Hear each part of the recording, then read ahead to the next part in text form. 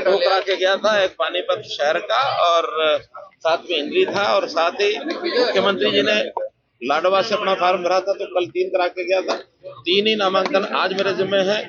अभी घरोंडा से नामांकन करा के आया हूँ, और अब करनाल जो अपना शहर है, करनाल की जो विधानसभा है, यहाँ हमारे श्री जगमोहन आनंद जी ने फार्म भरा है, यही हमारे प्रत्याशी हैं। और इसके बाद इसराना में हमारे जो वर्तमान राज्यसभा के सांसद हैं, वो इस समय मेंबर हैं, हमारे श्री नाम पवार कृष्ण पवार जी हमारे वहाँ के प्रत्याशी हैं।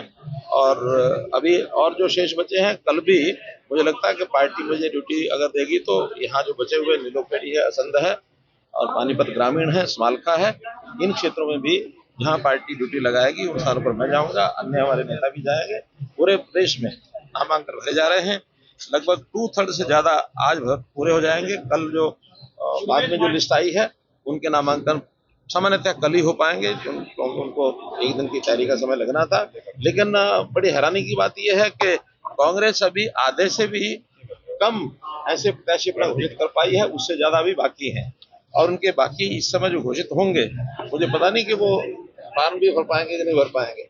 और बहुत से लोगों ने तो उनमें से भी इंडिपेंडेंट फार्म पहले से भर दिए हैं, तो इसलिए एक बहुत रोचक ये मुकाबला होने वाला है। इसमें मैं निश्चित रूप से कह सकता हूं कि हरियाणा में तीसरी बार भारतीय जनता पार्टी की पूर्ण बहुमत की सरकार आएगी।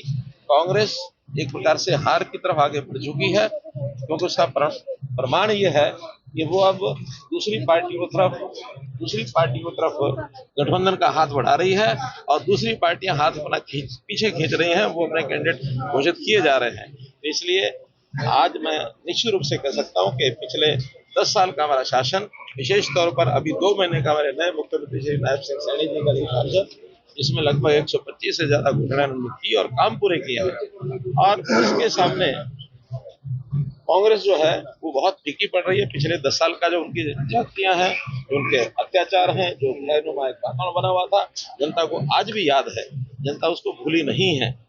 हमसे हिसाब मांगने की बात कहते हैं, हिसाब हमारा जनता के पास है, जनता हमारे कामों को लेकर के जवाब देगी कांग्रेस को। बीजेपी के प्रत्याशी जगमोहन आनंद ने आज करनाल से अपना नामांकन पत्र दाखिल कर दिया है।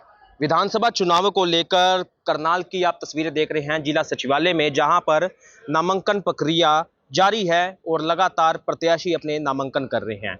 अभी तक जो है बीजेपी के प्रत्याशी ने नामांकन पत्र दाखिल किया है, और इसके साथ कई आजाद ने भी प्रत्याशियों ने नामांकन पत्र दाखिल किया है। लेकिन सबसे बड़ी बात, आज जो उन्होंने रोड शो निकाला, उस रोड शो के माध्यम से उन्होंने सचिवालय पहुंचकर अपना नामांकन पत्र दाखिल किया। मीडिया से बातचीत में उन्होंने साफ तौर से कहा, जो नेता, जो बीजेपी के कार्यकर्ता थोड़े बहुत नाराज है, वो शाम तक मान जाएंगे। लेकिन बड़ी बात यह है कि एक तरफ जहां पूर्व मेयर रेणुबाला गुप्ता वो नाराज चल रही थी, और जगमोहन आनंद ने जिस तरह का बयान दिया कि सभी मान जाएंगे, वो एक बड़ी बात है। क्योंकि विधानसभा चुनावों को लेकर जिस तरह से टिकटों के ऐलान के बाद प्रत्याशियों की कई नेताओं की जो है नाराजगी सामने आई, उसके बाद बीजेपी नेताओं के जो है, बड़े वरिष्ठ नेताओं के जो है हालात संभालने को लग गए। लेकिन क्या होगा इस चुनाव में, करनाल विधानसभा सीट किस तरह का माहौल रहेगा, ये तो वक्त ही बताएगा। लेकिन आज नामांकन प्रक्रिया जो है बीजेपी के प्रत्याशी ने